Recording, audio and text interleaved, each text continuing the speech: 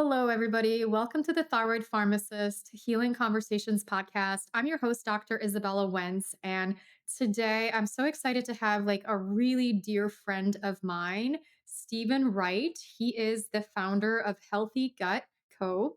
And we're going to be focusing on building a resilient gut and reducing food reactions. Give you a little bit of background about Steve. I'll give you his official bio first, and then I'll tell you all of the things too about him.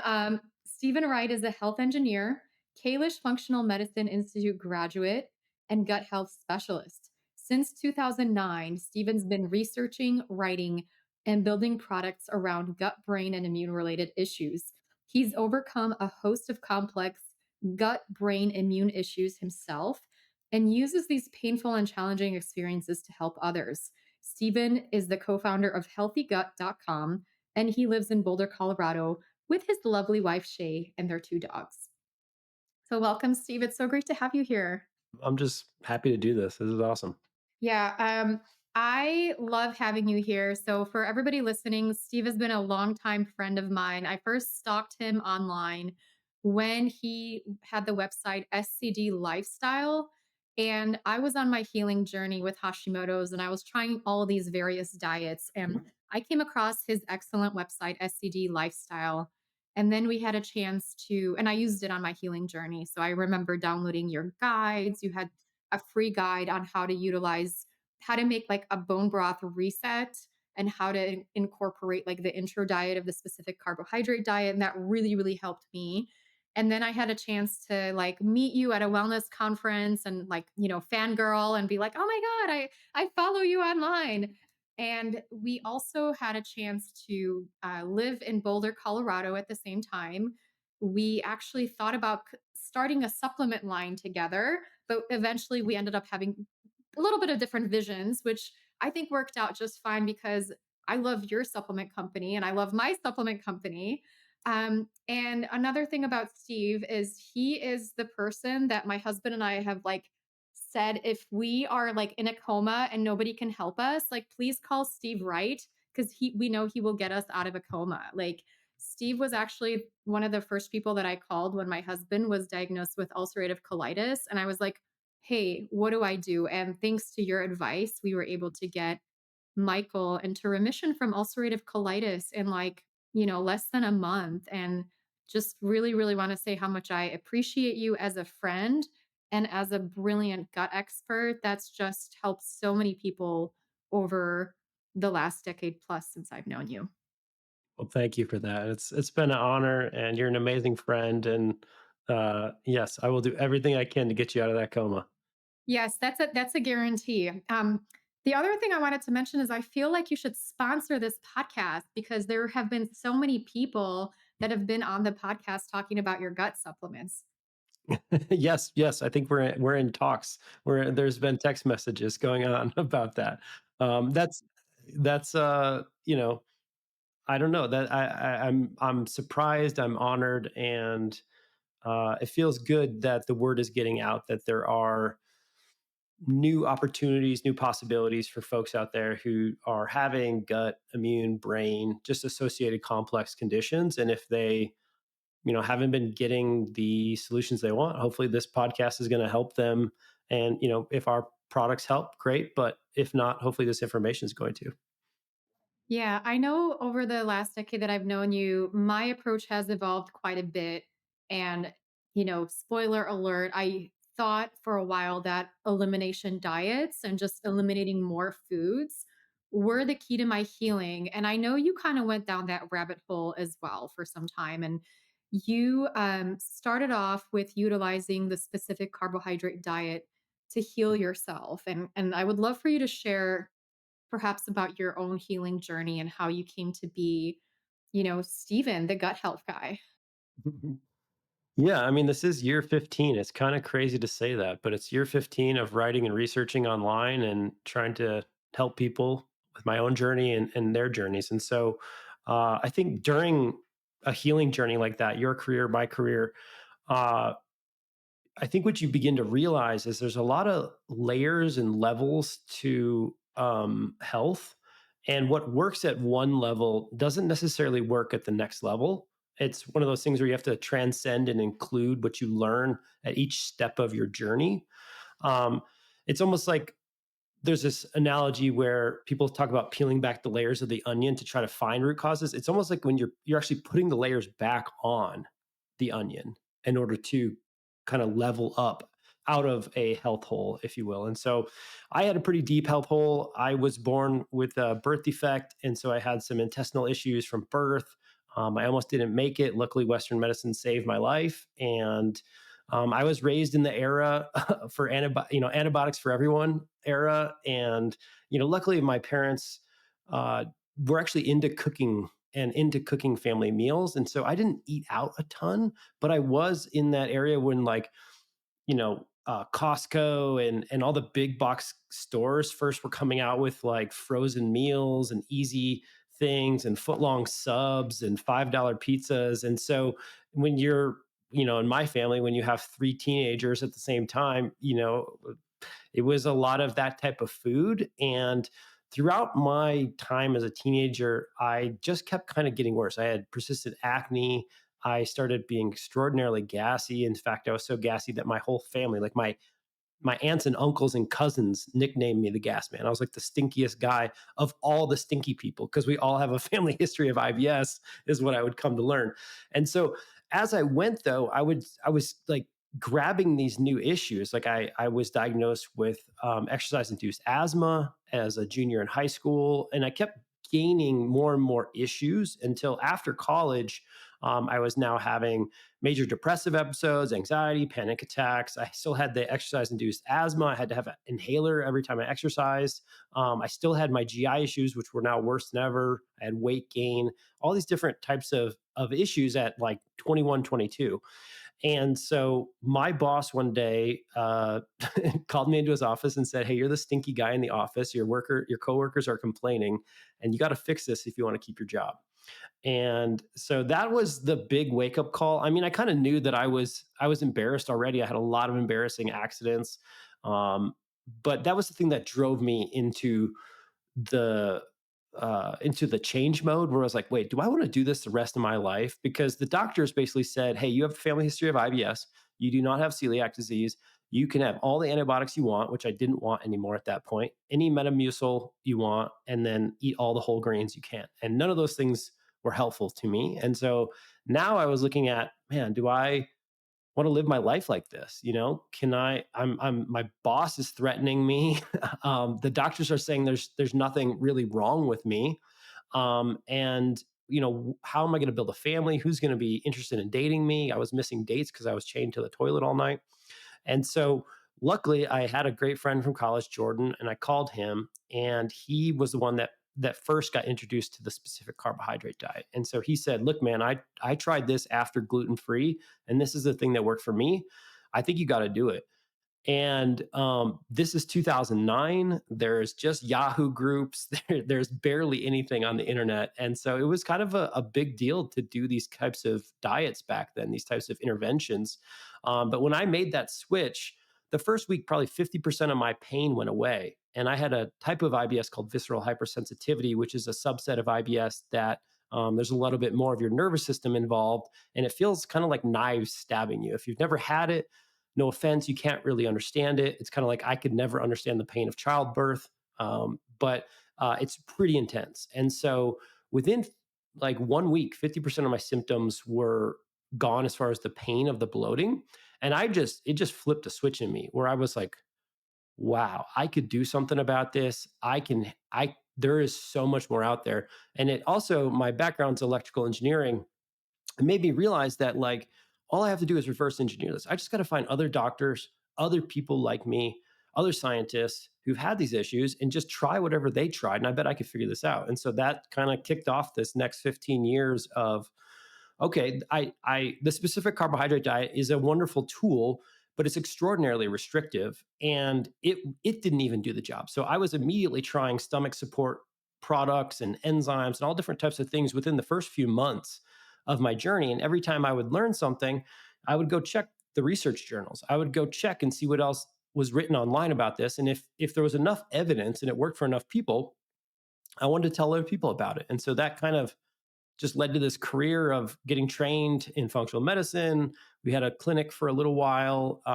It's led me down rabbit holes because I have a personality where I don't like to I don't like to stop until I find out the answer, the solution. And I'm also a hedonist, so I'm not like other people who want to live in a bubble and do everything perfectly. I want to live life and not have restrictions on me. And so that's led me to exploring all different realms of healing. That from shamans to Western medicine to Eastern, Chinese, all different types of things.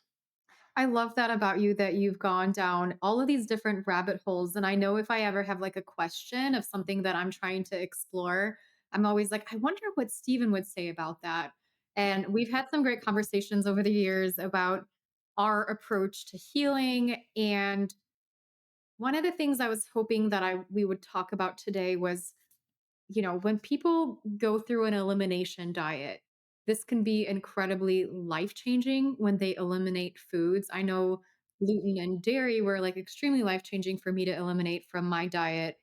But sometimes, like, people end up getting stuck.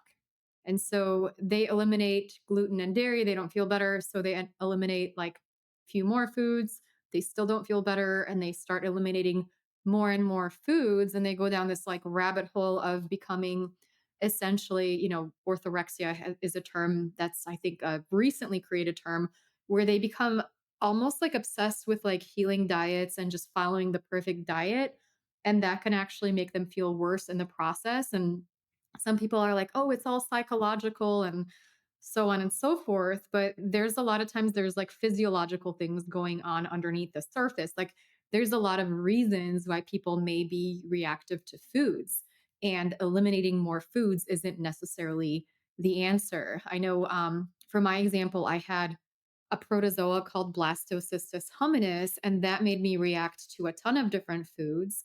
And until I cleared that protozoa, I was just like constantly struggling with feeling like this is triggering me, and this is triggering me, and this is triggering me. What's been your experience with that?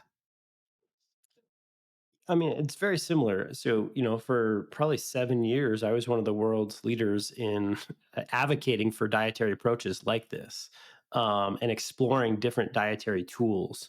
And I think what happened is I have a natural, like I said, urge to not be restrained. I do, like, as soon as I realized that back when I was really sick, if I took dairy out, I could smell again. I didn't even know I was spending so much of my life not smelling. Um, but I was able to like start smelling again, like pressure in my sinuses was gone when I eliminated dairy. But like literally within like a week or two, I was like, but I want some ice cream. I want some cheese. Why is this happening? And so I would spend years trying to figure that out for myself. What I didn't understand is that there's a lot of other folks who I think were gaining control over their body by eliminating foods. And that felt like safety to them. And it didn't feel exciting like it felt like for me to keep trying to figure out how to return to the foods that were taken away. And so I think I have a big appreciation for different types of personalities and different types of people at this point. I think people are assigning too much value to food. Food is not medicine. It's just not. Food is powerful. And how you interact with that food, how you digest that food, how you process that food is equally as powerful. And so that was something that took, I think, both of us years to come to an understanding, because I have a laundry list of people, like in the hundreds of people who have come to me eating less than 10 foods because they're doing exactly what you said. They start with gluten, then they go to maybe autoimmune paleo, and then they go to low histamine autoimmune paleo, and then they discover FODMAPs, and then they're low FODMAPs. And what the research suggests is that every time you're eliminating one of these food groups, you end up causing, if you stay on that elimination for too long, you actually end up causing dysbiosis. You cause worse changes to your microbiome, which has an impact to your total systemic health because you lose the metabolites or the postbiotics that they give off. And this creates like a downward spiral where you're trying to stop the bleeding, which I appreciate and I did, and I want people to be out of pain. And so they're trying to get out of pain just using food. But the assumption that's wrong is that if you just eliminate the very next one, if you just eliminate the perfect one, or if you stop getting contaminated or cross contaminated, then you'd be fine. And that's, I don't think, the truth. The truth is, if you're able to process foods, barring eating margarine and gluten and like processed dairy every single day and sugar, you should be able to break down most foods as a human. And I think where we need to move as an industry is in this uh, position that it's not just the food, because you and I both know people that have gardens full of organic food. They get local meats. They do everything right, and they're still reacting to foods. So you can't say that the food is going to heal them.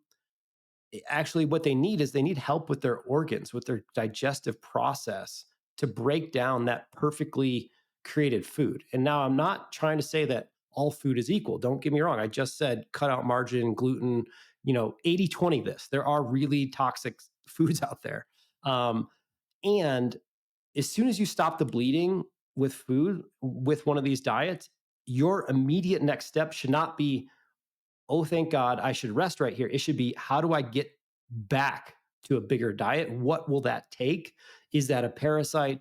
Is that my digestive organs are not capable of doing their job? I need to support them. What is that? Yeah, and I think something important to mention is you and I both lived in Boulder, Colorado, which is like the a mecca for organic food. And like I would go into a restaurant and I would be offended if they even had like gluten there. So we know a lot of people and we've worked with a lot of people who are already eating a clean, organic, wild caught, grass fed meal on a day to day basis, but yet they still struggle with symptoms. And of course, on the flip side of that, I live in Texas now. And of course, if you're eating tons of inflammatory foods and highly processed foods, that's a different conversation, right? Like, then you do need to clean up your diet and you do need to really think about, your food quality. But like a lot of the people that you and I have worked with and encountered are these people that are really eating clean and they're like, they eat better than you and I do, and they're still struggling with symptoms. And a lot of it is like, okay, it's okay, you've got that dialed in, my friend. Like you are already gluten free and you're eating mostly organic and you're eating your veggies and stuff like that. Like you should be able to go to a restaurant and not have to bring your own Tupperware with your own food. Like you should be able to eat out every now and then without being in a ton of pain. And you should be able to go out with friends for drinks and indulge every now and then.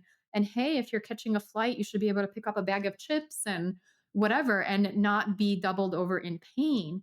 And the people that we've worked with or seen are those people whose lives are really, really limited because their digestion is so challenged, right? Yeah, yeah, I think that's one place that we are, I think, both trying to pioneer for the world, which is that number one, I think it's actually because we both tried it and failed, which is that we both tried to live in a clean bubble, like like the bubble boy, like no gluten, no nothing, no sugar. And what I found trying to live the perfect diet, the perfect everything, is that number one, it's impossible. It's actually not, it's an ideal, which means it's actually not possible by definition. And number two, um, you actually don't get a lot of health benefit from that style of living, because food is not just macronutrients and micronutrients. Food is emotions.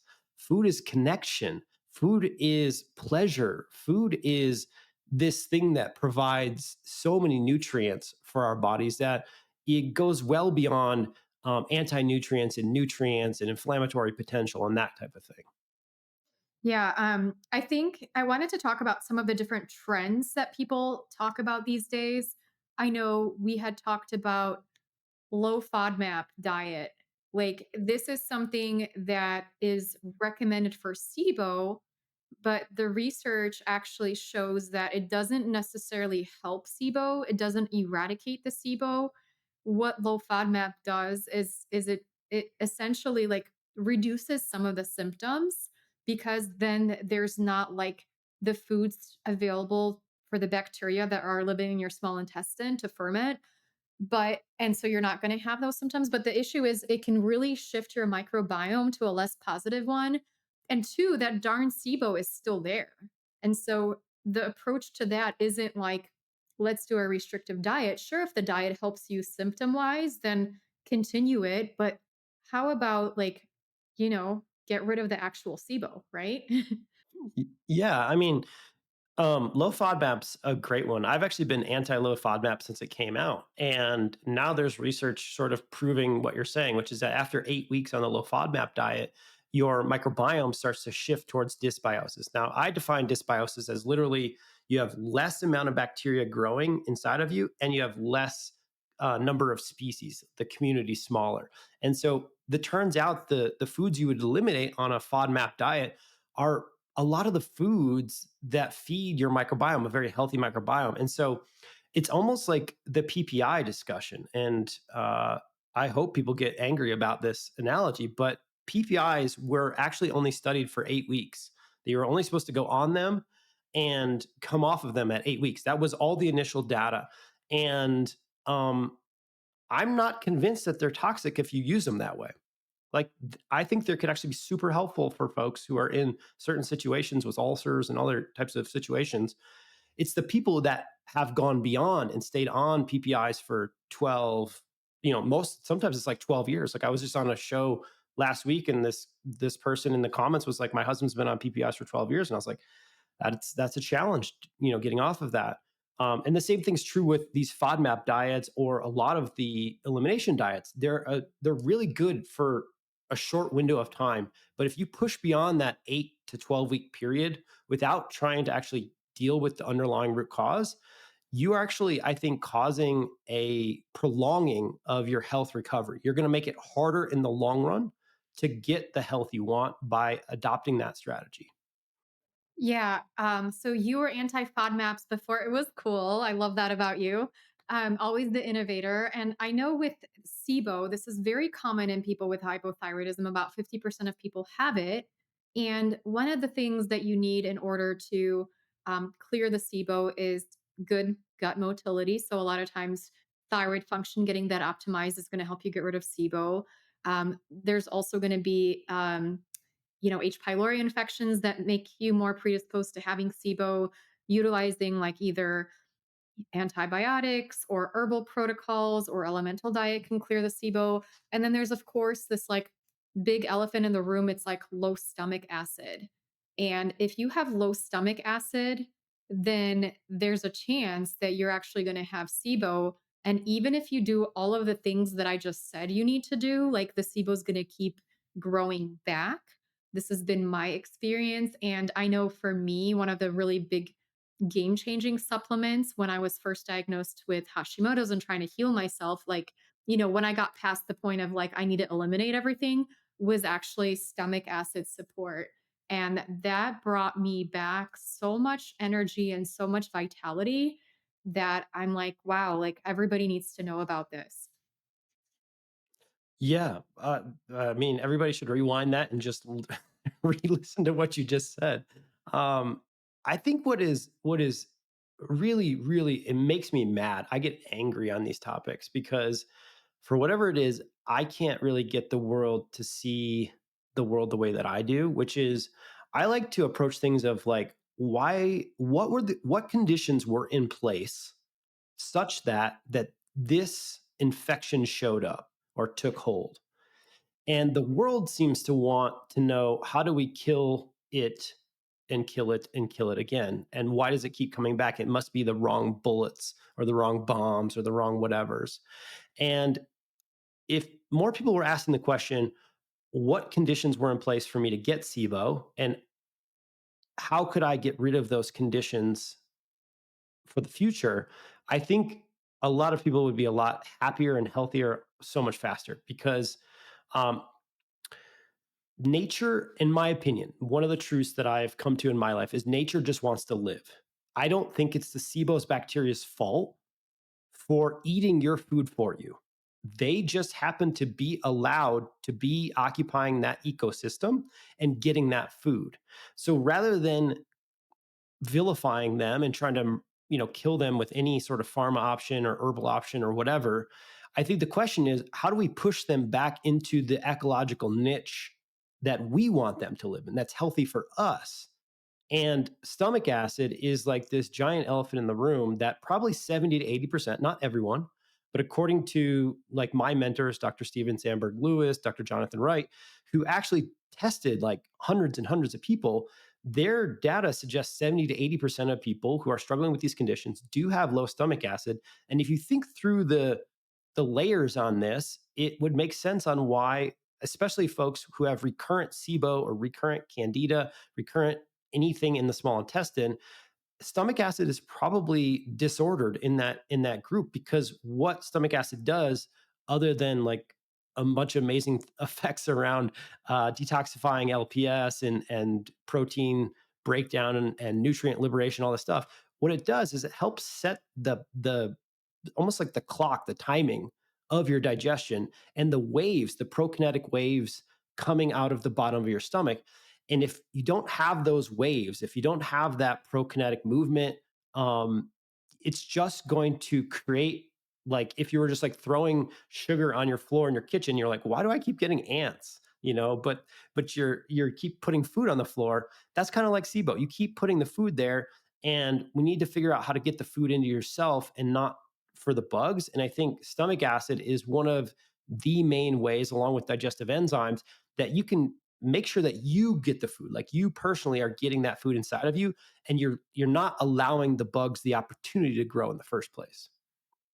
I think that's a great description of low stomach acid. I know that some people may not know that they have stomach acid. They may have heard that they have excess stomach acid, especially if they've been diagnosed with something like acid reflux. And then you get on proton pump inhibitors and H2 receptor blockers and so on and so forth. And they're like, oh, this is caused by high stomach acid, where majority of people with low stomach or majority of people with acid reflux can actually have low stomach acid. And the research with people with hypothyroidism and Hashimoto's show that most people have either no stomach acid or very low levels of stomach acid. So this is like a really, really big game changer and one of the key things to consider when somebody has a um, thyroid disorder. And a lot of times people say they start having acid reflux around the same time they have their Hashimoto's diagnosis, and the two are absolutely connected. I know personally for me, when I was going through my own healing journey, I when I got the right dosage of betaine with pepsin, I ended up like going from sleeping 11 hours a night and waking up tired to waking up after like 6 or 7 hours, bright eyed and bushy tailed. Like it made that big of a difference. And the way that I was taught, maybe you have a different approach of doing it, but you basically start with one capsule at a protein containing meal, and then you see how you feel. If you feel nothing, then you try two capsules at the next meal. If you feel nothing, you keep going until, you feel like a slight burn, and if you feel that slight burn, then you went like one capsule too high, and then you would back down of the dose. So if you felt burning at 5 capsules, then you would drop down to 4 capsules as your target dose. And I know, like, most people will say don't go above like 7 or 8 capsules for depending on the formulation.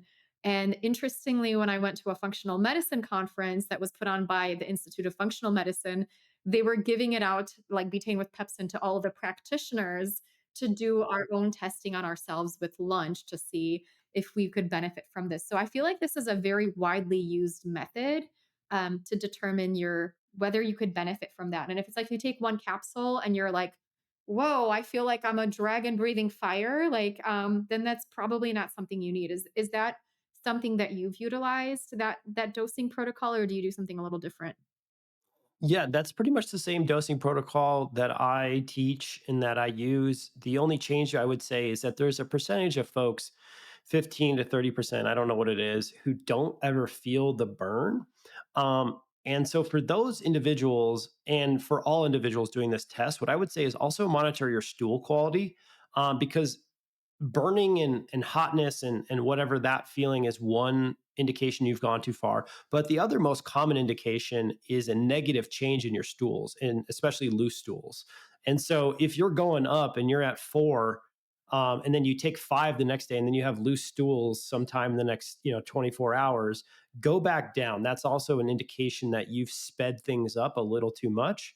And then I would say the other thing that is curious is if you take one capsule and you feel immediate pain. I actually don't think that indicates that you have proper stomach acid. I think that indicates that you have mucosal membrane damage. You may want to seek out an endoscopy if you want to go that far. Otherwise, you might want to work with your practitioner to do a mucus membrane healing protocol for like 6 to 8 weeks and then try it again. Thank you so much for sharing that. And yeah, that's another key caveat if you have H. pylori or if you have some like erosion in your upper GI tract, like taking betaine with pepsin, you can feel aggravated from that. And so that would be an indication to do deeper investigative work, perhaps doing some testing with your practitioner. You could still have low stomach acid even if you have H. pylori, but you wouldn't necessarily want to just, keep utilizing the supplements with that. Or at least that's my take on that. Yeah, I have a bit of a different take. I think you actually need stomach acid support if you have H. pylori because I don't want to make my body more inhabitable to H. pylori. I want to make my body as least habitable for that bacteria. The caveat is if it's causing pain, stop it. But I am saying that there is a group of practitioners, you might be one of them, who believe that they should treat H. pylori without stomach acid support, and I don't believe that's true because again, you're setting up the conditions for the H. pylori to kind of hang around and be there. I think my experience has been that you can treat H. pylori and take betaine HCl supplementation. Interesting. That's definitely an interesting take. I didn't really consider H. pylori as a factor, whether or not you should take betaine or pepsin or not. But just when I've decided to set up my protocols, I typically will have people go through an H. pylori protocol. Um, I call it step 3. But that's one of like the middle of the protocol is like just let's get that H pylori cleared and then at step 4 we would actually add in the digestive enzymes just to like make sure nobody, like contraindication would be if you have an ulcer and just to make sure nobody like has a silent ulcer or something like that. And in my mind I just kind of feel like um peace of mind if I do that, if I do it, but perhaps you're utilizing different H pylori protocols than I am. So I would love to know what is your H. pylori protocol so I can take some notes on that. Well, I'll have to send it over later. I think my standpoint first is asking the question: How did this happen in the first place? And how do I make sure that like when we pulled out of Iraq, there was a power vacuum, and then everything went to heck over there again, right? If you go in and you try to kill H. pylori or SIBO, and you don't have the necessary systems set up to fill that power vacuum in the ecosystem, I think it makes it extraordinarily likely that there'll be a recurrence. And so I just like to support the stomach through the H. pylori protocol. I'm sure our protocols are very similar. I think biofilm busters are an absolute must for H. pylori. I think a lot of people go wrong there. NAC actually has some really cool studies for H. pylori. Um, and so I think uh, yeah, I just think that you can support both at the same time, but I think that also if you have someone who's sensitive, if they don't have confidence in doing it, there's no harm in waiting if that's what, the way that you want to go with it. Yeah, thank you. Thank you so much for sharing that. I feel like for me, I always love to have differences in opinion and different perspectives because it's just so fascinating and learning from each other is really great. One question that I think people are probably wondering about, like, what are some of the symptoms of low stomach acid that you might have? I know I already mentioned acid reflux, and I already mentioned, if you're hypothyroid, you probably have it. Do you have other symptoms that might lead you to believe somebody might benefit from some stomach acid support? Yeah, I would say dead ringers are burping after meals, like excessive burping after meals. Like a 99% chance you have it. If you're someone who wants protein or meat or something, but like you have this story or experience in the past that it sits inside of you like a brick, like it just doesn't. It makes you feel sludgy and stuck, and you don't like it. That's pretty much always low stomach acid.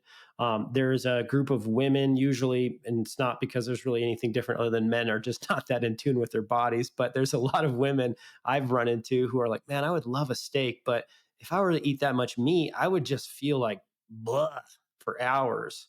And normally that is low stomach acid as well. Um, I think bloating is a good sign that you should check. It's not always there in bloating. Anybody with constipation is also a good thing to check.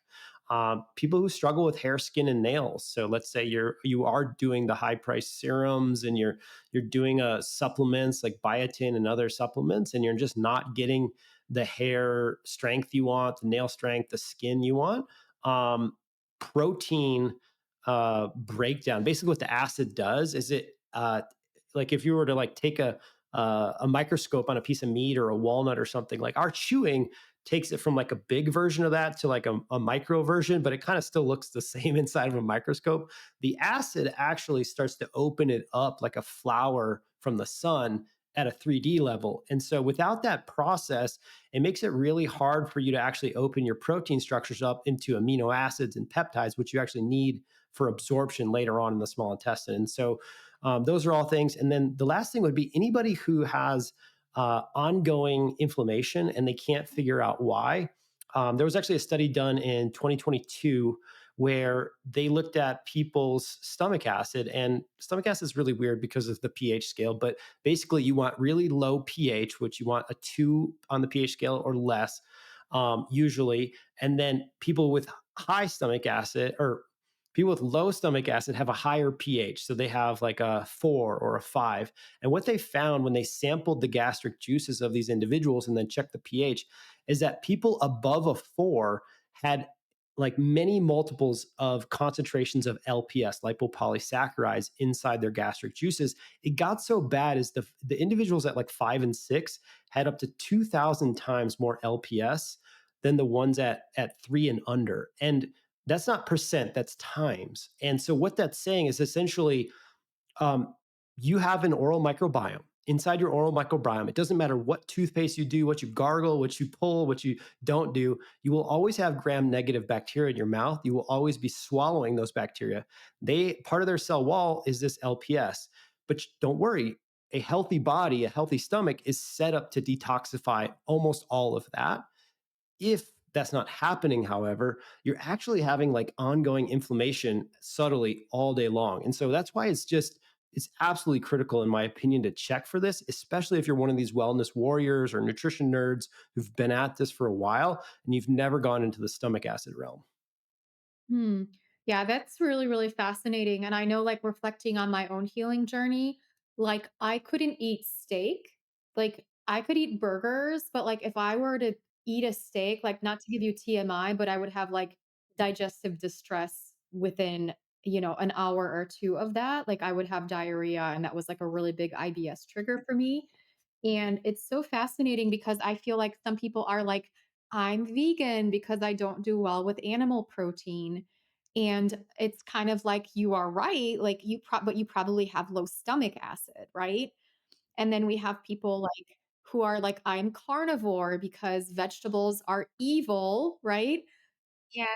This to me is kind of like, okay, people that are like very anti-oxalates.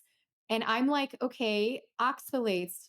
I have been doing the organic acid test for, I don't know, 8+ years now. When I see people with oxalate issues, there's going to be like key drivers of that. And a lot of times it's like they're colonized with aspergillus mold or candida, and that's causing an internal oxalate production in their system. And so the dietary oxalates, like it's kind of like, too much, they overflow the bucket, right?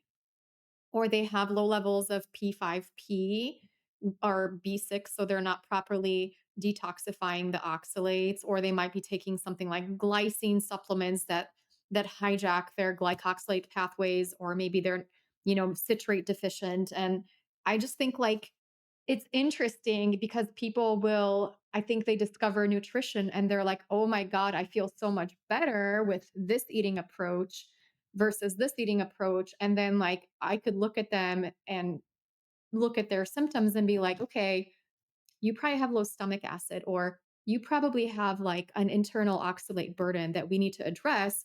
Let's talk about these things. Like, absolutely do the diet that you feel best on, but let's like really talk about on how to optimize your process, like your whole digestive capability, right?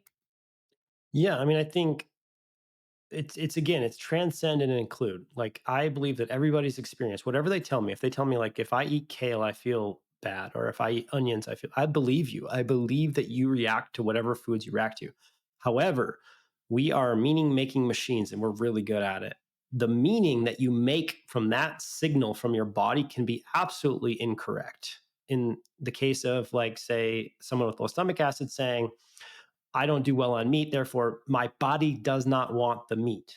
That's just a story you made up, and that's probably absolutely incorrect. And if you look at the research data, it would suggest that long term avoidance of that meat without supplementation will lead to different diseases. The same thing is true for the carnivore crew, who are like, if I avoid these foods, these vegetables or whatever, I feel better. I'm going to blame it on lectins. I'm going to blame it on whatever. Again, I believe that that is your experience and that was a true experience, but the meaning you're making of that is absolutely incorrect. We were definitely born and created to digest plants. And in fact, all the research is very clear that if you avoid plants for too long, you cause a dysbiotic microbiome. That dysbiotic microbiome causes extra leaky gut, causes more inflammation, and leads to a whole host of diseases. So we're back to the same thing of the same coin, two different sides of the same coin, where you're making the wrong meaning from the signal you're getting from your body. And I think, unfortunately, people don't like to hear that they're wrong, or that that their way they've built their influencer crowd or their whole network might be in the wrong direction. But I think, again, it's looking around and being like, how many other humans have to be carnivore to be alive? It's like, barely any. How many other humans can subsist on a vegan diet forever and not have issues? Like, barely any. So it's, to me, that's pretty clear that we need to ask better questions about how come we cannot tolerate these foods. And I think that's what we're talking about here today, because I think those better questions are actually what people want. People want to feel good. They don't want to have to question every bite of food they take. Is this going to give me a headache? Is this going to lead me to running to the toilet? And I think if we are able to break down the process of digestion and learn about, like, for instance, if you have a vegetable issue, you're pretty much guaranteed to have a digestive enzyme issue. I'll put all my life savings on that as part of your problem, not the whole thing, but a part. And so if we can learn these things, I think the other side, the transcendent include of this, is like you're going to end up with like your own new supplement case or medicine case at home, and you can actually work through these issues live with your own body and live the life you want, that's like anti-inflammatory, and you have a awesome skin and a great brain, and like literally you're not worried about food on a regular basis. Mhm. I'm curious if you have like preferred things that you utilize to support vegetable digestion. Well, yes. So the stomach, right, is doing a lot of stuff around killing incoming microbes. It's detoxifying LPS. It's opening up protein structures. It's liberating all kinds of minerals like iron and calcium and magnesium. It's doing a lot of work there. But then when you jump into the small intestine, you get your pancreatic enzymes. So you get your lipases and your amylases. There was some amylase from your mouth, hopefully, and some other things that are already going on.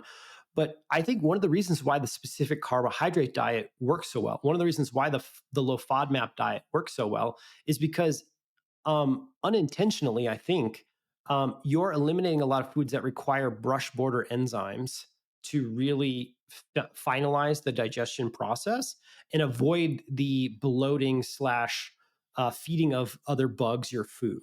And so, somebody who can't tolerate vegetables, there's an extreme case, right? There's people out there who have polyphenol digestion issues. They have some real complex issues, and that could be related to the fact that their microbiome is also dysbiotic, and those bugs are not making these specialty enzymes that can help with breakdown. But the general starting place is brush border breakdown and brush border enzyme breakdown. And I think one of the ways you can test for that is get a supplement that has a large amount of brush border enzymes as well as pancreatic and other specialty enzymes, and just dose it up. Like enzymes are extraordinarily safe. They've been used for decades, and they like there's some divisions of medicine, especially in cancer, where they use like 160 capsules a day. So you taking 6 or 8 at a meal is like not even, it's nothing. Just swallow them, you'll be fine.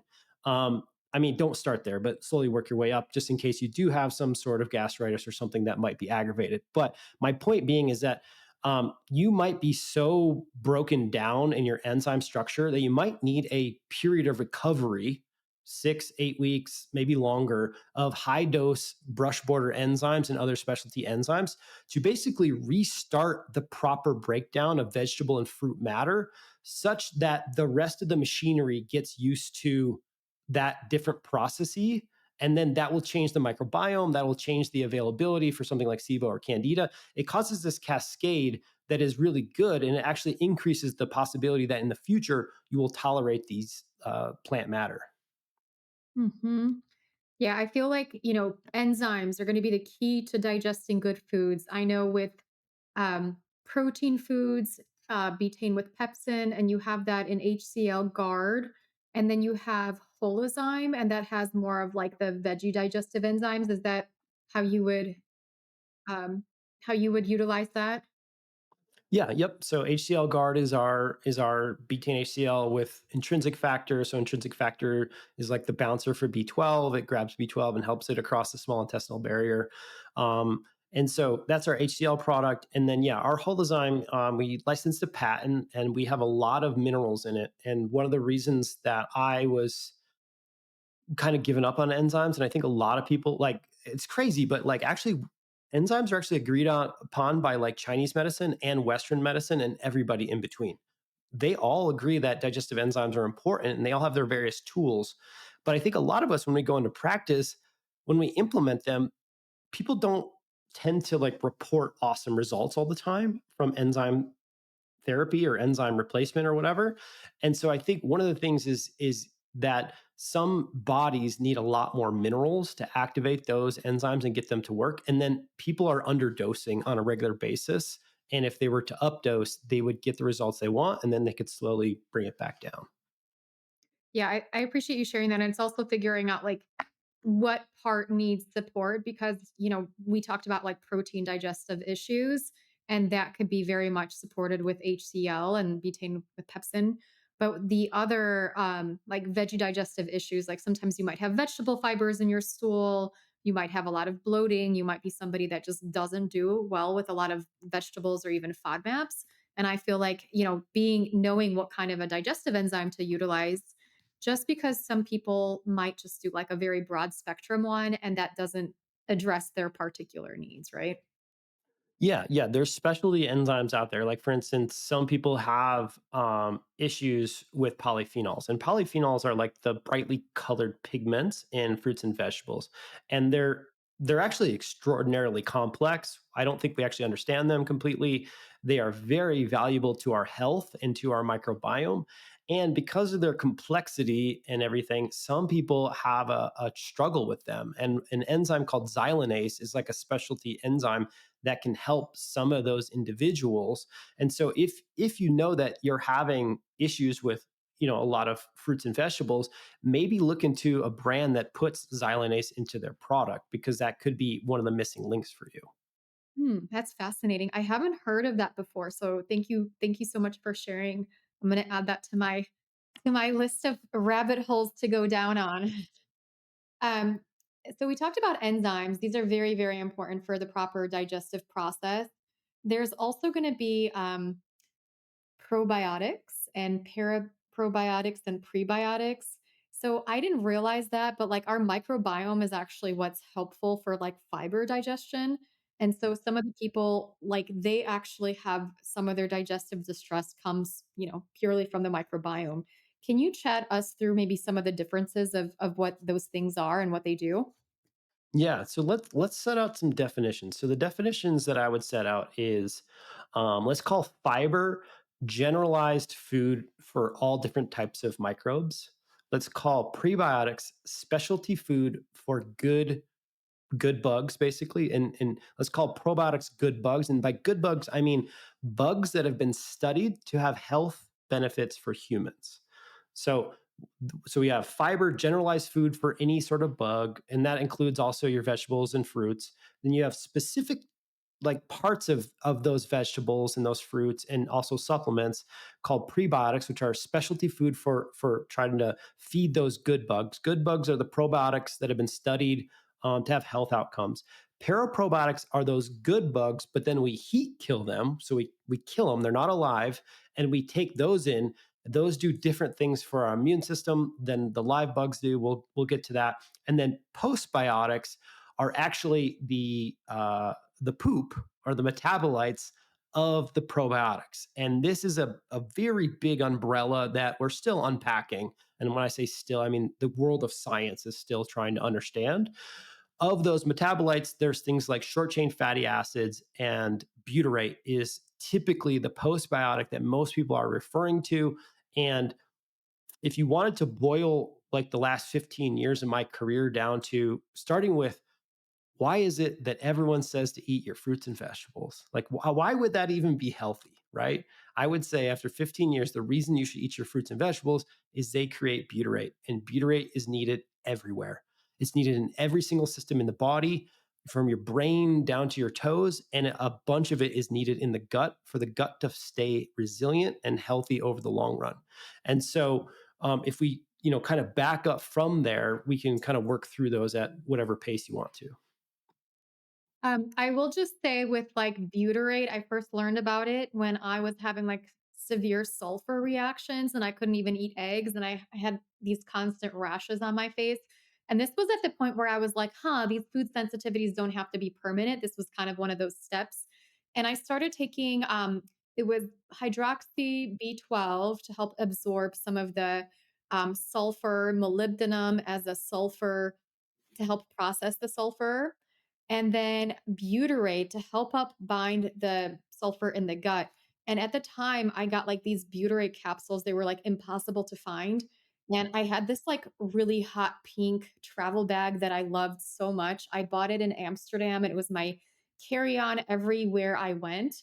And I packed these lovely butyrate, and this was a big game changer for me. So, like, my sulfur issues went away. I could eat eggs again. My skin became beautiful and clear.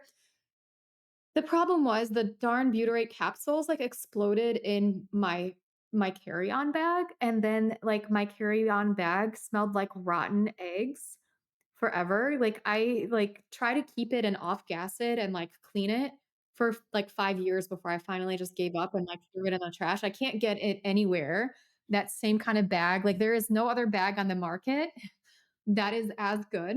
But but I digress. So butyrate has so much research behind it in like reversing food sensitivities and food allergies. And holy cow, it's such a powerful substance. And it's kind of like, the beneficial bacteria can create it. And we can also like supplement it and then it becomes food for the beneficial bacteria. And what I love about Tributrin X, and everybody that's been like so many people on the show have talked about it, is that one, it works, but also it doesn't smell disgusting. Like, where I'm like, this is like one of the key things about this is like it actually helps to restore your gut microbiome.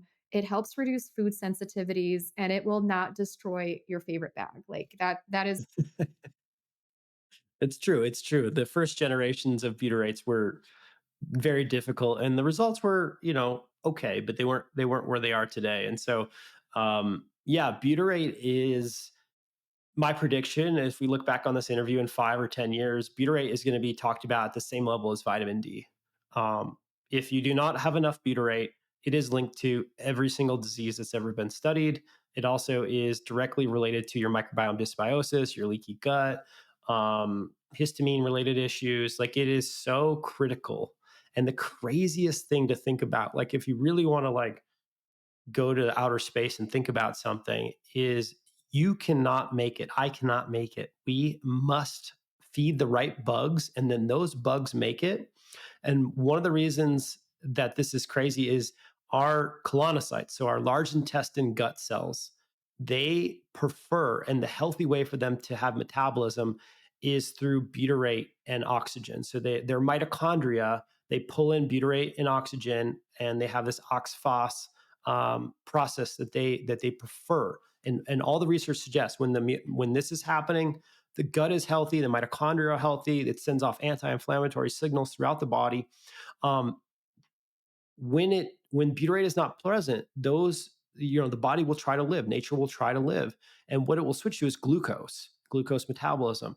But this makes the oxygen build up inside the gut, and if the oxygen starts to go too high inside the gut, it's the healthy bugs, the good bugs, the probiotics in general, not all of them, but in general, the majority of them cannot exist in a high oxygen environment. They are called anaerobic bacteria, meaning without oxygen, they exist. With too much oxygen, they literally die. This is not a negotiable thing. It's like us on the moon. Like, it's not negotiable. We have to bring our oxygen with us. They, at a certain level of oxygen, they die, and or they go dormant, and they're laying there waiting for the right environment to show back up in, basically. And so one of the reasons why I think the probiotic revolution has failed, also long live probiotics, but the probiotic revolution failed, just like the human genome project failed, basically, but long live genetics, is that probiotics are really good at a few things. But this idea that they're a panacea or that everybody should take them and they'll fix your gut is actually not correct, because if you're injecting them into an environment where they can't actually do their job, um, you're kind of, I don't know, it's almost like wasting your money. And for a lot of folks, you're actually aggravating the situation. And so this is a long winded way of saying that if you think about it, you are in a symbiotic relationship with the bugs inside your gut. You cannot make butyrate yourself. And without that butyrate, there's asthma, there's Parkinson's, there's osteoporosis, there's muscle loss. There's all kinds of studies out there that you can go and Google, and you can read about how butyrate is needed for your brain, for your muscles, for your bones, for your lungs, for all these places. And the only way to get that is usually through either prebiotic supplementation of the right microbes or eating plenty of plenty of vegetables and fruits with the right microbes. Yeah, it's just been really, really fascinating because I feel like a decade ago it was all about probiotics. And then we realized like they were not surviving inside of the gut. And so these days I'm focusing on like utilizing probiotics with butyrate, also like resistant starch and other things that can help with growing like the beneficial flora. Cause it's kind of like, you drop them off, you drop off workers at a job site, but you forget to feed them. Like they're they're locked in there. Like you're not going to be able to um, let them do their job if you're not properly feeding them. So I love that you have this available to us. It's also related with does it help with histamine issues? I would love to touch a little bit about histamine. I know people, another trend is like you need to avoid histamines. And I know I personally think histamines are super interesting. They can have a really big impact on so many of our symptoms, not just like digestive symptoms, not just bloating, but also like mental health. So, histamine can act as a neurotransmitter. And so, some people will see they have like agitation, that they might have issues with learning. A lot of kids with developmental issues might actually have histamine issues. And so this is something, in my some of my experience, I've been like, okay, not necessarily reducing histamine foods. Yes, temporarily reduce them, but what can we do to help with supporting, like, why do you have so much histamine in the first place? And oftentimes it's like mold exposure, it's parasitic infections, or it could be like not having enough B6 on board. So I typically will be like, okay, let's do some P5P and sometimes methionine or sometimes SAMI to help clear that. But there's also like enzymes that you can utilize. And every time like I look at butyrate, I'm like, there's even more information on what it does. Can you I'd love to know your approach for histamine. Yeah, yeah. Um, you know me. I order stuff from literally around the world without any safety data, and I'm always trying crazy stuff that I find deep in the bowels of the internet. And I am a perpetual optimist that this next thing I find is going to be the solution. It is going to be like acai berry is going to make me lose weight or whatever it is. Um, when I got into tributyrin, which is a different type of butyrate, I was like, this is going to be the thing. And it actually is one of the only supplements out there that I have seen that is literally oftentimes a game changer for people, that they start to say fantastical things that if I were to say them, you'd be like, oh, he's just pimping his supplement.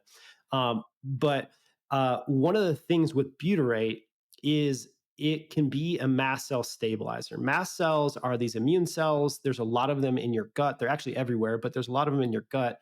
And one of the main things mast cells do is they release histamine in the presence of almost anything, frankly. And I think an issue about histamine and mast cells is that what you said is true. You actually need a certain amount of histamine to be healthy and live. Like histamine is not a bad guy. Just like testosterone's not a bad guy, estrogen wasn't a bad guy all these years, turns out.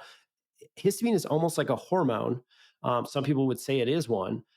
You want it in the right amount, but not too much of it. And mast cells inside of your gut can get overexpressive. They can get vigilant, over vigilant, hyper vigilant to the world at large, and they can just start spitting out histamine because they're getting um, almost poked too much. It's almost like if you were to sit beside me and just keep doing this to me all day long, at some point I'm going to react to you, right? And if our gut starts to break down, we start to lose our mucosal membrane, our microbiome, and then we start to get down where the food and the outside world and the pollens and stuff are interacting with our gut wall too much.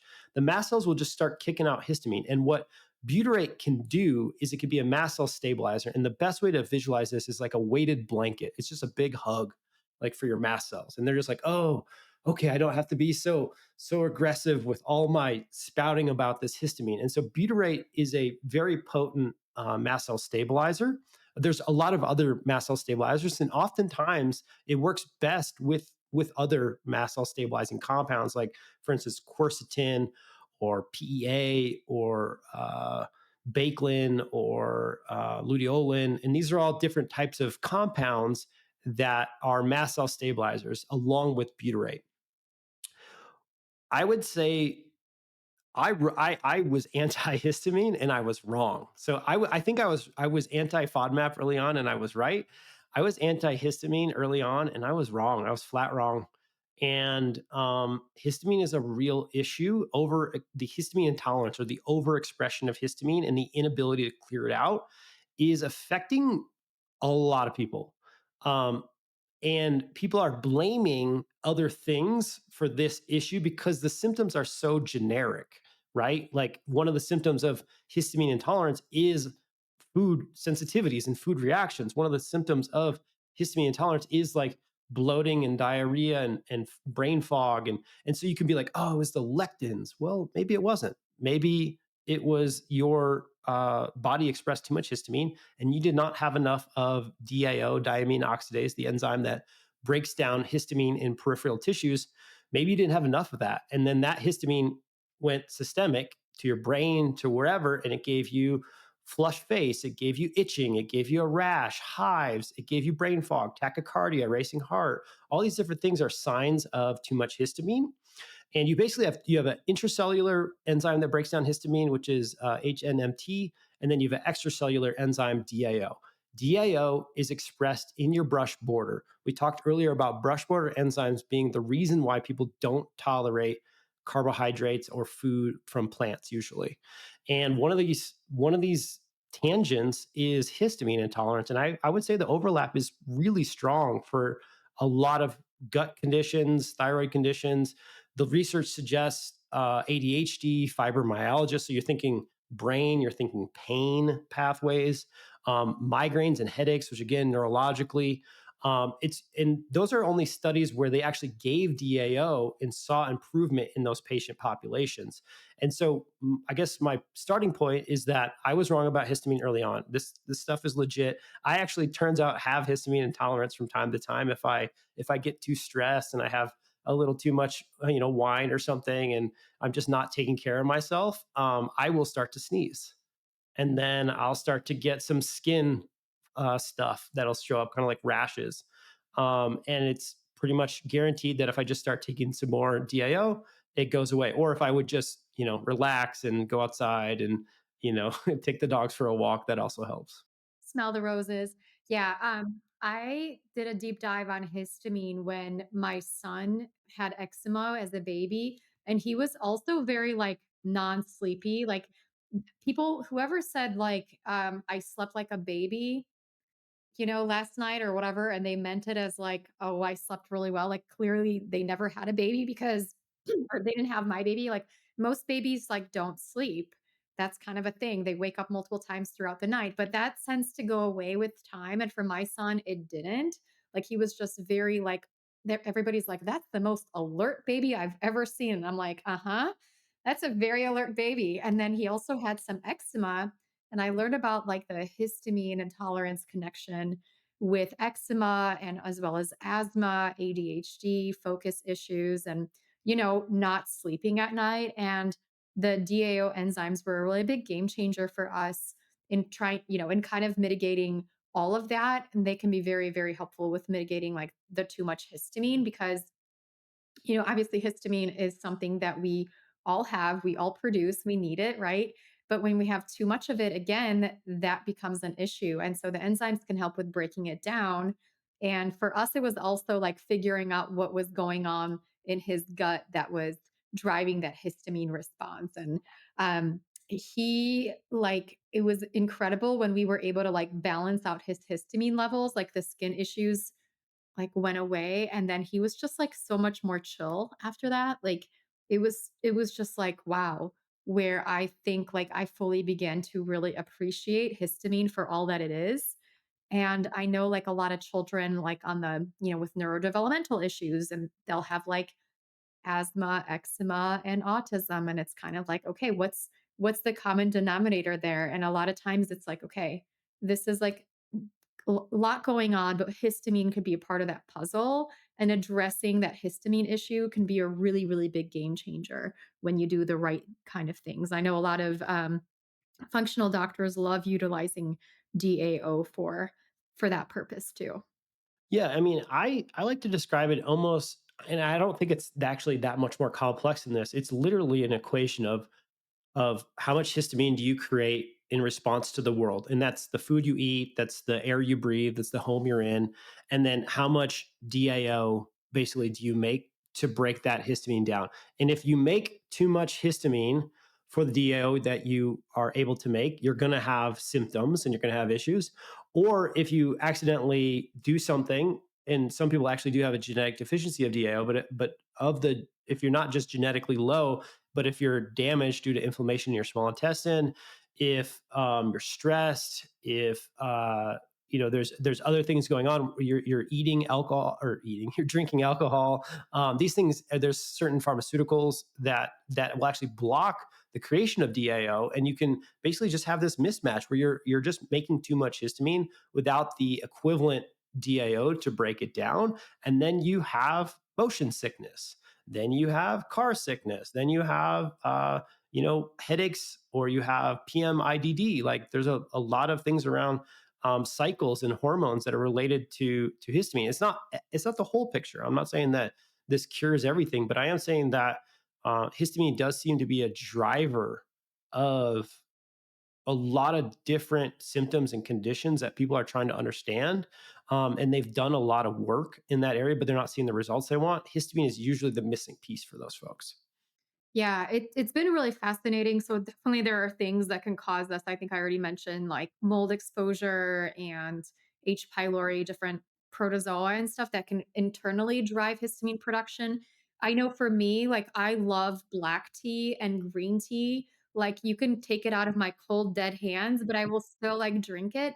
And that can sometimes actually block the DAO enzyme as well. So there's like, there's different lifestyle factors. And I I like rosé wine, my guilty pleasure every now and then, like, I will get these, like, really pretty bottles of rosé and, like, nobody is allowed to touch them. Sometimes my husband will be like, "Ooh, what is this?" And I'll have, like, a glass of wine every now and then, and I love to utilize, like, DAO at that time too, where I'm like, "Okay, I just overdid it with a tea or with the rosé, like, and this can be a really big game changer, even though, I don't necessarily have a quote unquote like genetic deficiency, right?"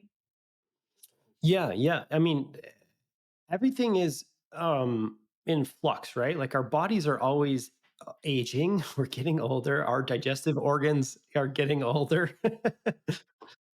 Okay. Well, everybody that's not a superhero like you is aging. And my wife, of course, she's a superhero as well. She doesn't age either. But the rest of us, we go through period seasons, just like the seasons change around you. Go through, like, maybe your kid's going through something, so you're extra stressed. Maybe your job, maybe your business, maybe you're taking care of your family, like a family member or something as a caretaker. As you go through these seasons of stress, your microbiome shifts, and your intestinal health shifts, and you can do things that end up putting you in this histamine intolerance bucket. Like, for instance, maybe you actually, like, you were having some health issues and you're like, you know what, I'm going to take charge of my health this year. And you listen to some shows or somebody online or something, and you're like, I need bone broth every day and sauerkraut.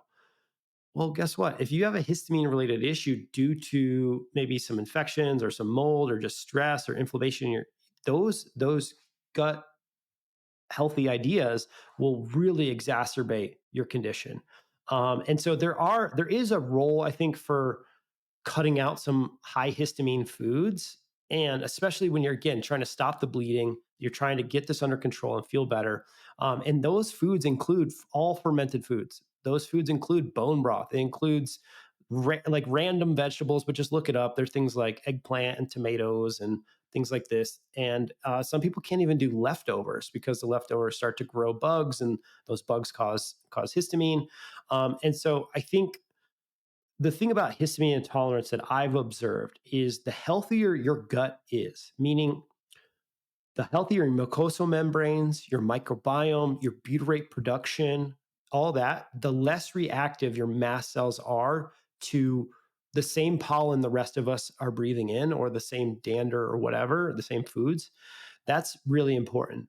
And but then also, as you go through phases of life, you may want some DIO to help you, go through whatever. Like whenever I fly, I take extra DIO. Actually, by taking DIO and enteric coated DIO, none of the other ones work, but this new enteric coated DIO worked for me. I'm able to cut back on my caffeine because I do have ADHD and I do use stimulants, not Adderall or not a prescription level, but I didn't even realize it. Like I don't even know how I got this far into nootropics. I started using nootropics at 13. I didn't know what I was doing, but I was clearly helping my brain focus on the task at hand. And through using DIO in the afternoons now, I've actually cut back on my stimulant usage. I cut back on my caffeine usage, and I'm still able to get work done.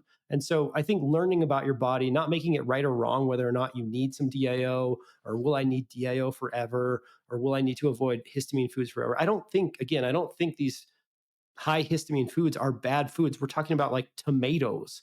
We're talking about eggplant. These are not, there's nothing wrong with these foods. In fact, you could argue they're superfoods. Um, Chocolate, things like that. I love me some chocolate.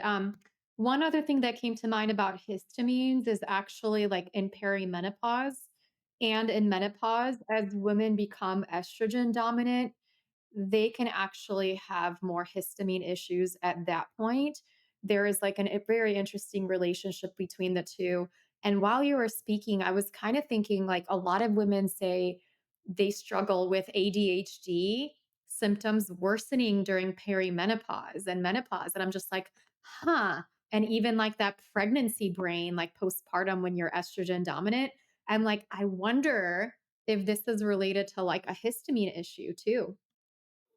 Yeah, 100%. So, Shay, my wife, who's on bioidentical replacement cyclic hormone dosing, she was getting headaches, and it was like not migraine level, but like annoying enough that she would have to like change her life.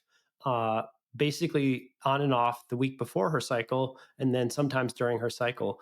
And uh, I try to get obviously everybody in my family enrolled in all the supplements I make, but of course they are resistant to many of my suggestions. Anyways, I got her taking the DAO, and lo and behold, she doesn't have headaches at all around her cycle anymore. And we've been testing that internally on the team. We've have a lot of customers now who are reporting that. And I think there's such a crazy interplay between estrogen dropping and progesterone increasing and the fluctuations of perimenopause. I mean, like the definition of perimenopause is like basically starting at like most people starting at like 36, 38. You could have these random spikes of estrogen or progesterone at any point in time that you're not really in control of. And when that spikes and then drops is when you could get this crazy histamine production or this reduction in DIO creation. Yeah, it's just been fascinating. Like, I know, going through perimenopause myself, I'm like, wow, this is quite intense, and how many different hormones and pathways and things downstream that it impacts. And also quite impressive that you were able to get a family member to follow your advice, right? I know that's always a challenge too. Or I think I shared a little bit of reel on Instagram today. It's like, essentially, like, sometimes my husband will hear health advice from somebody else, and I've been, like, trying to tell him to do that for, like, many, many years, but, like, he hears it from, like, you or Dave Asprey or somebody else, and he'll be like, "Oh, I'm gonna do this and, blah, blah, blah, blah, blah," and I'll be like, "Okay, yeah, good, yeah. Tell me more about, like, more about that," right? Um, okay, we talked about all of these different pathways, elephant in the room, stress response, right? So, like, one story is I was, making dinner once for myself and my husband, and we got into, like, a huge argument. It was the trash out. He wouldn't do it, exactly.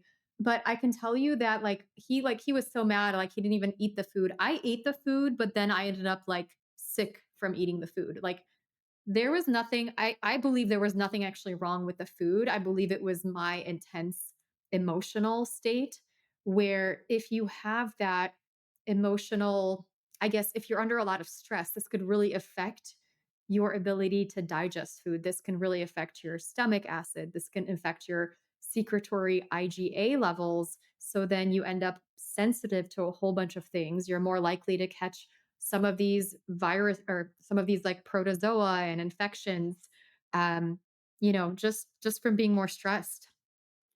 Yeah, I think I also was resistant to the idea that the nervous system really mattered. And even though, I had mentors like Chris Kresser telling me like 10 years ago, dude, I think you should meditate. I think you're stressed. You should read some books about emotional, distress and trauma. And I'm like, whatever, man. It's just nutrition. It's just supplements. I can figure this out.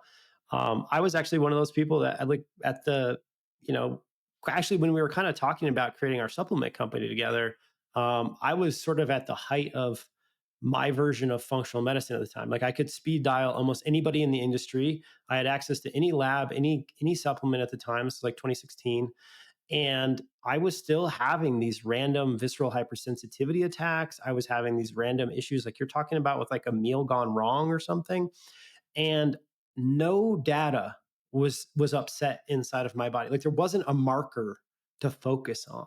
And yet I was having these issues, and I kind of wiped my hands of this industry, of supplements in general, of food and nutrition. I was like, obviously the answers, this stuff is limited. It doesn't work. It doesn't fix you.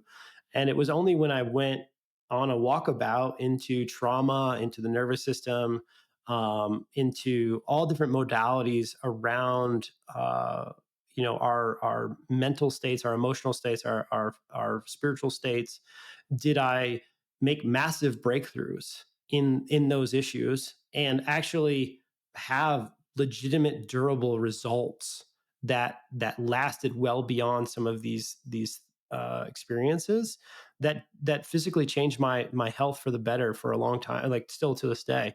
And it really was the missing piece for me, where I was like, oh, that's why 10% of the people that I used to work with who were doing everything, like they were doing everything right. Their entire day was around biohacking and health, but they were still struggling, is this nervous system component.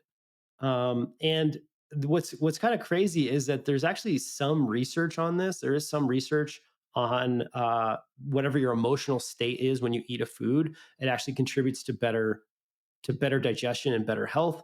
I think most of us have probably had a experience that's like much more relatable, which is like there's probably a time you can relate to in your life where you had a really good time with your family or your friends and you had alcohol. You had a toxin, a nasty toxin named alcohol, and you woke up the next day and you were fresh and you were good to go and you were not hungover. And most of us have an experience where we had one or two drinks and we woke up the next day like, oh my gosh, I don't ever want to touch that stuff again.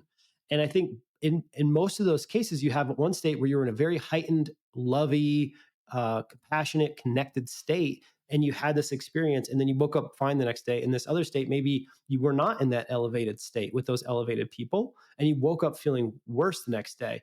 And so I think that's just one small relation that most humans have around the state in which you ingest food matters, and that state could be related to your nervous system. And so we can get really nitty gritty and technical, like vagal tone and parasympathetic tone, and what's your HRV say on your devices, which I think is a measure of those two things, and how dominant are you, and how you can't make enough stomach acid if you don't have enough parasympathetic tone.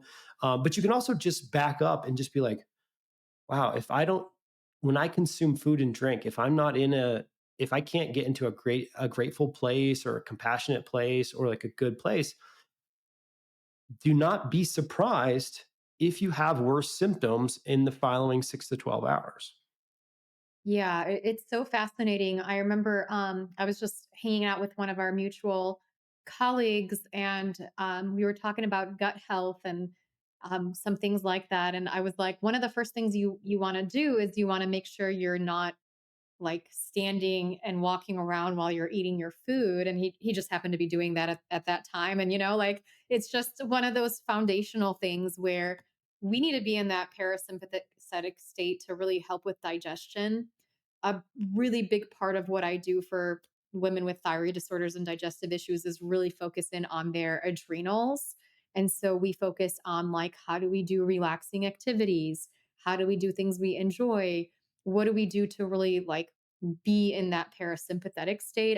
My book, The Adrenal Transformation Protocol, is based entirely on how to get into that state. If anybody is looking for some suggestions on that, and a big part of what I do, and I know it's been interesting. We both went through the Kalish functional medicine training, and Dr. Kalish had always talked about you need to support the adrenals before you can have a little bit of before you can like heal the gut. And I think I've kind of hacked the system because we can actually support the adrenals and we can utilize things that raise secretory IgA, for example, Saccharomyces boulardii, and utilizing adrenal adaptogens to start like kick off the gut healing process. Like you don't necessarily need to be on like adrenal replacement hormones for months and months and months before you heal the gut. I just got Be Serene. Can you talk about it? Yeah. Yeah. So, I mean, like you said, we have, like, let's say that you're struggling with food reactions, you're struggling with some of these food groups we've talked about throughout this entire show, and you are on a really, you're on, maybe you're on healthy gut supplements, you're on rootology supplements, you're on like practitioner grade, really solid formulations, and you're really not getting the benefits you want.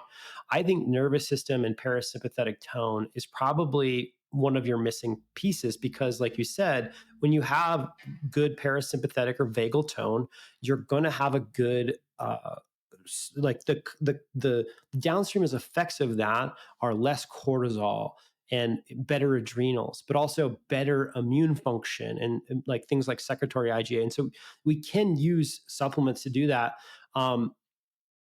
like boosting those things. And it, but for some of us, like myself, I am sympathetic dominant.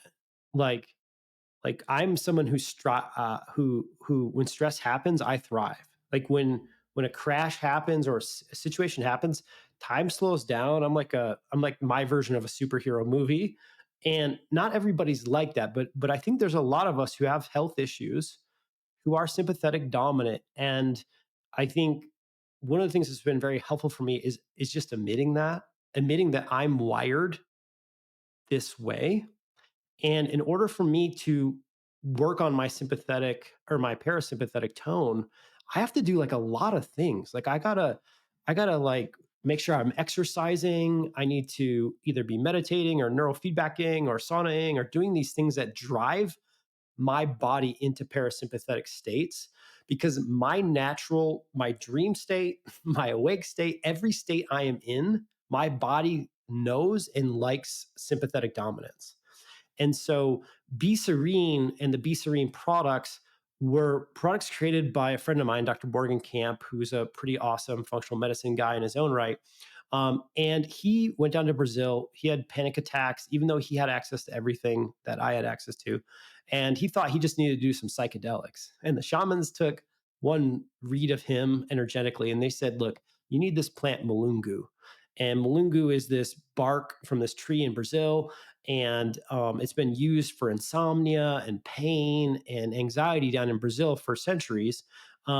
But we don't really have, like, it doesn't grow here natively in North America or any Western country really, so it's not really on the menu around here. But anyways, he brought that knowledge back, and together we've iterated on the Be Serene lineup. And really what it is a product of all herbs that are all down regulation herbs. They're all trying to drive the body into parasympathetic tone versus a lot of other adrenal products, which there's nothing necessarily wrong with ashwagandha or rhodiola. It's just that for some individuals' constitutions, in other words, their nervous systems, those plants can actually be uppity or they can be stimulatory. And the Be Serene product lineup is specifically designed for sympathetic dominant, hypervigilant folks like myself who have a hard time just being in a sympathetic state, or I mean, sorry, being in a parasympathetic state on a regular basis.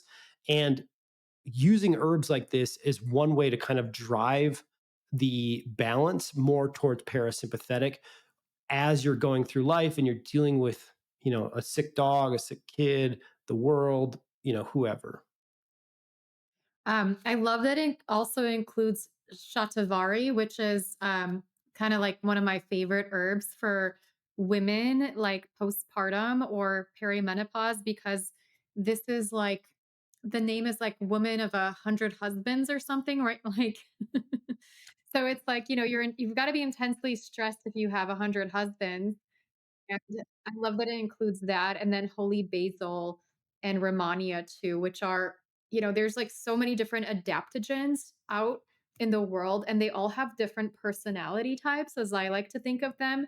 And some people will say, like, well, I tried adaptogens and I didn't feel good. And it's like there's so many different blends and things to utilize. Some people can't do ashwagandha. And so this also doesn't have ashwagandha and it doesn't have the panax ginseng, which can be activating for some people. So this is a really fantastic option. I know I have made a post on Instagram and I had like the Rucology adrenal support and I had the Be Serene and I had like holy basil and reishi as some of my like favorite formulas. And different ones might work for different like life cycles. Like, maybe if you're somebody who's super, super sensitive, you just do a little bit of Tulsi tea and that's all you can handle. If you're somebody that is more in that sympathetic dominance, then that, Be Serena is going to be your jam. I love that you said like you kind of just had to admit that that's who you were. I know I have personally have struggled with like I have a lot of ideas and I have like a lot of energy and thoughts and things I want to do and motivation and all of that, and sometimes I'm like, "Oh, I need to chill more." But then like I miss all of that, and one of my mentors who's in her like 80s said she's like, "You just have to sometimes you just have to be yourself, right? And you have to, admit that this is who you are and then support yourself properly versus trying to be somebody else, right?" Yeah, I think it's really helpful just to learn about how you were brought up as a kid, learn about your tendencies inside your nervous system, because your nervous system is present regardless of what you want it to be. Like, it is before you are. In other words, you can't just be like, I'm relaxed now. Urgh. Like, it doesn't work like that.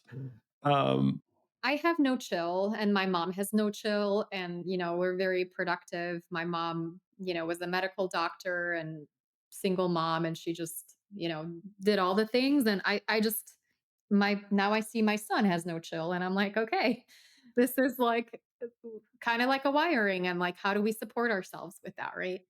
Yeah, I think that's the compassion. That's the beautiful thing is that, you can spend 24/7, 365 for the next 5 years being mad about a lot of things. You can be mad about the Wi-Fi and the blue light and the GMOs and the 88,000 toxins we've released into the environment since 1980 and whatever else you want to be mad about. But all that does is actually trigger your nervous system worse into a state that's going to make you less capable of dealing with food. It's going to make your histamine issues worse. It's going to make your immune system more compromised. It's going to make higher cortisol, more adrenal issues. You're probably going to, there'll probably be some studies on the microbiome and how that's bad for the microbiome. And there's this other way, which is like just acknowledging that, like, look, we have tools like this. Like we're doing this show together. You're near Austin, I'm in Boulder. Like this is so cool. We get to share this kind of stuff. This was not around even 5 years ago. And yes, our world has a lot of problems and it has a lot of toxins that necessarily weren't there for our ancestors. But we also have a lot of supplements and products and cool options, even pharmaceutical options that can help us just be healthier and live a longer life, just acknowledging what is. Like some people just genetically and nervous system wise and everything, they struggle with blood sugar. And there's almost no amount of dietary changes and everything. They just might need to be on metformin or berberine for the rest of their life. And that you shouldn't feel bad about that. I will probably always take digestive enzymes because of all the damage that happened to me for the rest of my life. And I'm not going to be like, oh, something's wrong with me because I have to take some pills. And so the other thing that I will probably always do is I will probably always have some nervous system tonics, whether it's B-serine or something else. I don't go anywhere without B-serine IR because I just know that the way I'm wired to go through this world is a little bit more no chill.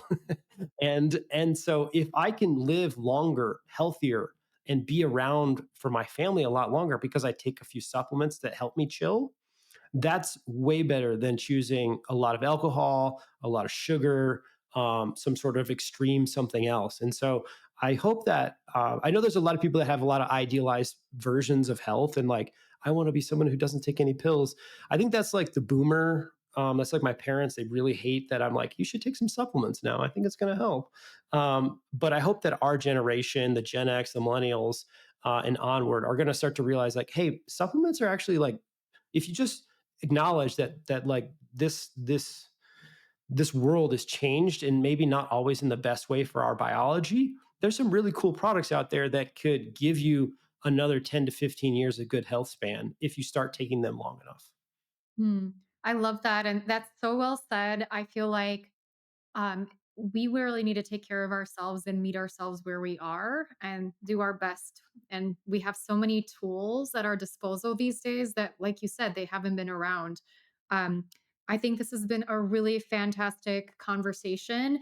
First, I'd love for you to share more about where people can find you. And then I'm going to put you on the spot with some rapid fire questions. Yeah, just healthygut.com. If you use some of the coupon codes like healthygut.com/, like holo or Wentz holo, or just use Wentz on our site, there's a coupon 15% off for folks, for listeners. And we try to make supplements more fun and more enjoyable for everybody with things like that. So that's the main site, is go to Healthy Gut. I love that. So I'm going to post the healthygut.com/Wentz. If you guys use that link or use my last name, Wentz, for the coupon code, you'll get 15% off. Thank you so much for passing that on. I appreciate that. My bestie is back from school right now, but we have question for what just one question for you. What's a wellness hack you refuse to participate in? I refuse to participate in this. We should live in a bubble, and we should avoid all these toxins, and everything is attacking me. So I'm not going to get upset if I stumble into a room with mold. I'm not going to get upset if the only option happens to be cross contaminated with some gluten. I'm not going to get upset thinking about the prevalence of pesticides and GMOs and Wi-Fi because I'm not going to focus my entire life on lack and fear and away from energy. I want to be more in resilience. I want to be more in how do I build a body that's capable of being in this life. I love that. I love the focus on resilience. I think that can be a really, really big game changer. So thank you so much for your time, for coming on the show, and for everybody listening at home. I hope this has been a healing part of your journey. Dimitri, do you want to say something to everybody? Bye. Bye.